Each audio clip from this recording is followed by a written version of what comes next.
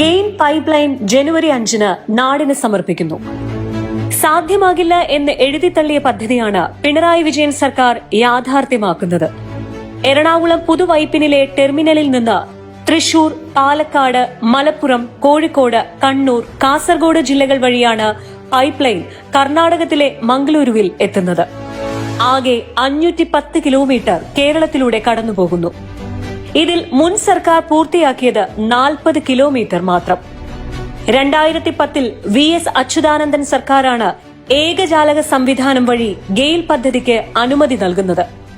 സ്ഥലം ഏറ്റെടുപ്പിലെ പ്രശ്നങ്ങൾ കാരണം 2014 സെപ്റ്റംബർ 24 പദ്ധതി അവസാനിപ്പിക്കാൻ പോലും കേന്ദ്ര സർക്കാർ തീരുമാനിച്ചിരുന്നു. എന്നാൽ പിണറായി വിജയൻ സർക്കാർ അധികാരം ഏറ്റെടുത്ത ശേഷം യുദ്ധകാല അടിസ്ഥാനത്തിൽ ഗെയിലിന്റെ നിർമ്മാണ പ്രവൃത്തികൾ മുന്നോട്ട് കൊണ്ടുപോയി. ജനവാസ മേഖലകളെ പരമാവധി ഒഴിവാക്കി ഭൂമിക്ക് ന്യായവിലയുടെ 50% നഷ്ടപരിഹാരം നൽകാൻ ഉത്തരവിറക്കുകയും ചെയ്തു. പദ്ധതി പ്രകാരം പൈപ്പിട്ട് മൂടിക്കഴിഞ്ഞാൽ ഭൂമി തിരികെ കർഷകന് ലഭിക്കും. സാധാരണ പോലെ അവർക്ക് കൃഷി ചെയ്യാം. നഷ്ടപരിഹാരവും കൃത്യസമയത്ത് നൽകി. പൈപ്പ് ലൈൻ വഴി പാചകവാതകം വീടുകളിൽ എത്തിക്കുന്നതാണ് 3620 കോടി രൂപ ചെലവുള്ള സിറ്റി ഗ്യാസ് പദ്ധതി.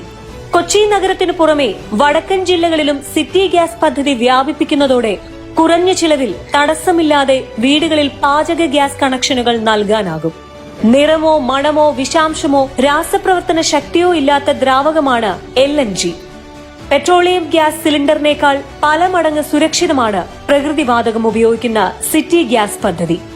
വീട്ടിൽ ഉപയോഗിക്കുന്ന LPGയേക്കാൾ ഭാരം കുറവായതിനാൽ ചോർച്ച ഉണ്ടായാലും നിലത്ത് തളം കെട്ടി നിൽക്കാതെ അന്തരീക്ഷത്തിലേക്ക് എളുപ്പം അലിഞ്ഞു ചേരുകയും അപകട സാധ്യത കുറയുകയും ചെയ്യും. പ്രകൃതിവാതകം മൂലം മണ്ണിന് ഒരു നാശവും സംഭവിക്കില്ല. സാധാരണ ലഭിക്കുന്ന ഇന്ധനവാതകത്തേക്കാൾ 30% വിലക്കുറവിലാണ് പ്രകൃതിവാതകം ലഭിക്കുന്നത്.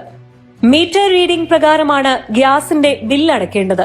4 പേരടങ്ങുന്ന ഒരു കുടുംബത്തിന് ശരാശരി പ്രതിമാസ ചിലവ് 300 രൂപയായാണ് കണക്കാക്കിയിരിക്കുന്നത്.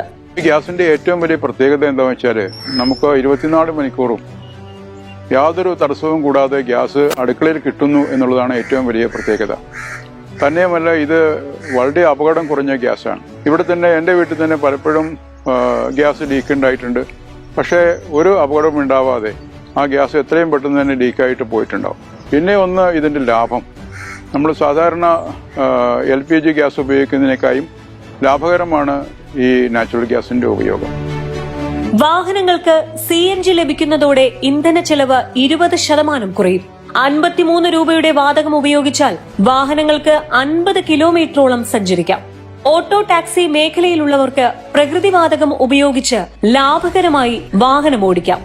മുമ്പ് ഡീസൽ വണ്ടിയായിരുന്നു. CNG എന്താണ്, ഒരു ദിവസം അടിച്ചാൽ പിന്നെ ദിവസം അടിക്കണ്ട. CNG വന്നിട്ട് ഒരുപാട് ആൾക്കാർക്ക് ഗുണമുണ്ട്. ആദ്യം പെട്രോൾ അടിച്ചിട്ട് നമ്മളെ ഊപ്പാട് പെട്ടു. ഇപ്പോൾ CNG ആയപ്പോൾ നമുക്ക് മെച്ചമാണ്. CNG വളരെയധികം ലാഭകരമാണ്. നമുക്ക് ഏകദേശം ഒരു ഫുൾ ടാങ്ക് അടിച്ചു കഴിഞ്ഞാൽ 140 കിലോമീറ്റർ വരെ ഒറ്റ സ്ട്രെച്ചിൽ ഓടിക്കാം. സിറ്റിയിലാണെങ്കിൽ ഏകദേശം 90 കിലോമീറ്റർ വരെയും കിട്ടും. മലിനീകരണം സൃഷ്ടിക്കുന്ന ഇന്ധനങ്ങളിൽ നിന്നുള്ള മോചനമാണ് പ്രകൃതി സൗഹൃദ ഇന്ധനമായ LNGയുടെ വ്യാപനത്തിലൂടെ സാധ്യമാകുക. ഇന്ധനക്ഷമത ഇരട്ടിയോളം വർദ്ധിക്കും. പദ്ധതി മുഴുവൻ ശേഷിയിൽ പ്രവർത്തിക്കാൻ തുടങ്ങുന്നതോടെ 500 മുതൽ 720 കോടി വരെ സംസ്ഥാനത്തിന് നികുതി വരുമാനം ലഭിക്കും. സംസ്ഥാനത്തിന്റെ വ്യാവസായിക വളർച്ചയ്ക്കും സാമ്പത്തിക മുന്നേറ്റത്തിനും വഴിയൊരുക്കുകയാണ് ഗെയിൽ വാതക പൈപ്പ് ലൈൻ പദ്ധതി. ഒരു 10 കാലത്തോളം ഇഴഞ്ഞു നീങ്ങി ഒടുവിൽ ഉപേക്ഷിക്കപ്പെട്ട ഈ പദ്ധതി യാഥാർത്ഥ്യമാകുമ്പോൾ നാട് കടപ്പെട്ടിരിക്കുന്നത് മുഖ്യമന്ത്രി പിണറായി വിജയന്റെ വികസന കാഴ്ചപ്പാടിനോടും ഇച്ഛാശക്തിയോടുമാണ്.